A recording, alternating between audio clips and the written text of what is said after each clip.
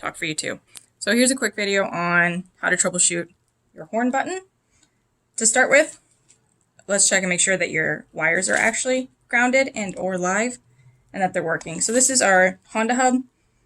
Your hub should look similar to this. If not, it's the same principle. You're going to have a live wire coming out of your column and then a ground wire. Your ground wire may not be attached to the hub.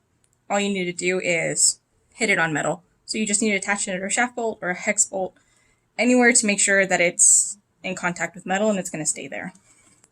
If you can't get your horn to fire with the horn on, first step is to make sure that it's even working. So you're going to hit these two wires together. If your horn fires, then it's an issue with the horn button. If it doesn't fire, then you have something else going on farther down in the column. You may have a blown fuse, or you may have crossed the wrong wires. Something went wrong there. So you're going to have to track that one down. But if these don't fire, then it's something wrong with the horn button.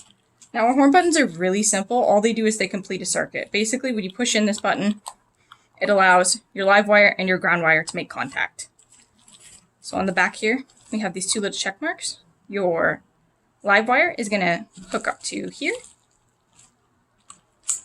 and your ground wire hooks up to here.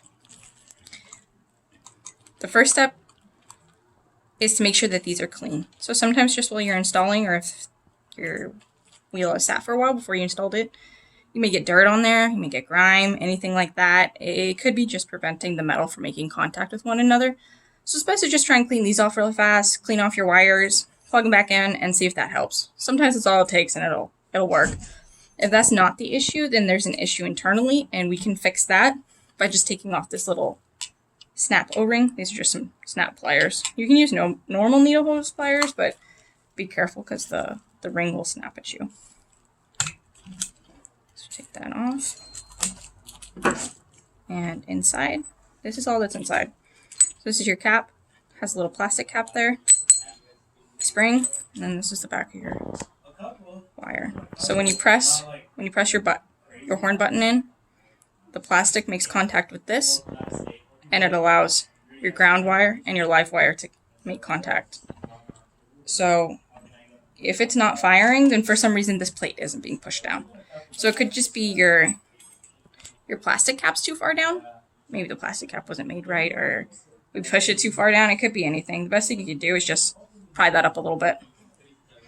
Push that up a little bit. Make sure that this is up and it's able to be compressed.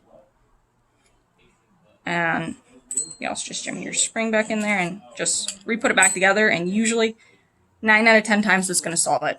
Usually all it is just this plate isn't being pushed down. Sometimes you may also have, very, very rarely, you may have an issue with these actually making contact internally, but we can easily fix that if you just contact us. Usually it's going to be an issue with this plastic cap isn't making contact here. So if your horn isn't firing, that's the best way to go about fixing it. There's nothing complicated internally here.